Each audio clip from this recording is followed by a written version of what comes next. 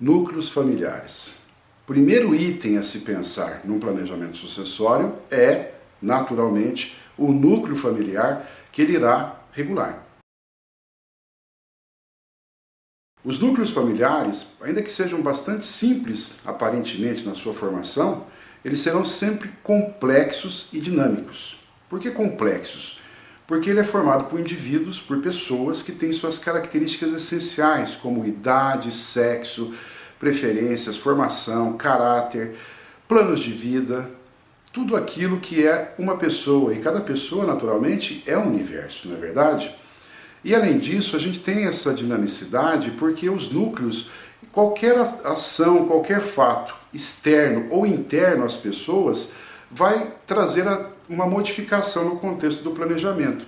Fatos externos, por exemplo, algum evento que aconteceu com outra pessoa do seu próprio núcleo, por exemplo, uma pessoa que veio a falecer, e um fato interno, aquele indivíduo se colocou numa posição, por exemplo, num dado momento, de se divorciar.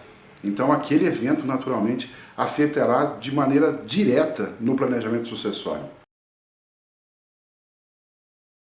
Mas o que é importante perceber é que todo planejamento deve considerar as características essenciais desses núcleos. E um erro muito comum é que as pessoas passam primeiro a dar um passo no sentido de tentar organizar e criar uma holding, por exemplo, achando que com isso está sendo feito um planejamento sucessório, quando o grande erro está em não considerar as pessoas, que são o elemento essencial do planejamento, porque são elas que vão desfrutar do patrimônio. O patrimônio ele será aumentado, será diminuído justamente em função das escolhas com as pessoas que integram o núcleo familiar e que poderão, atuar de forma a melhorar ou piorar esse patrimônio.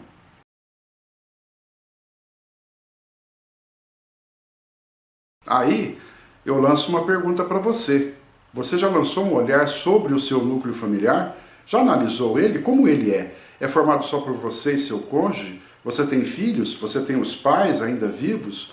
Tem os pais e tem os filhos? Mora sozinho? É viúva?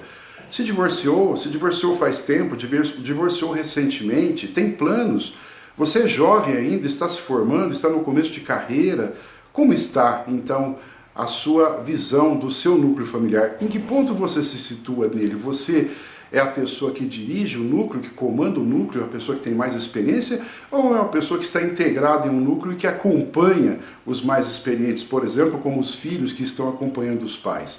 Como é a sua integração, a sua posição nesse contexto?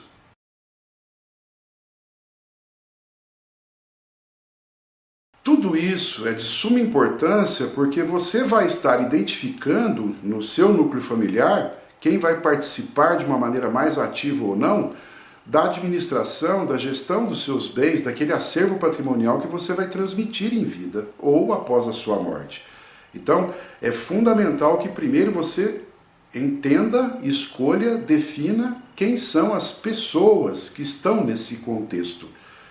E aí, o que você pensa disso? O Sucessão Legal, ele pode te ajudar a fazer essa análise crítica, ou mesmo a você, que é um profissional da área, a auxiliar alguém que queira fazer um planejamento sucessório, a entender isso. Vamos então analisar os nossos núcleos familiares, como eles são formados, como eles são compostos, como eles podem sofrer variações num curto espaço de tempo, a médio ou a longo prazo? Vamos analisar isso?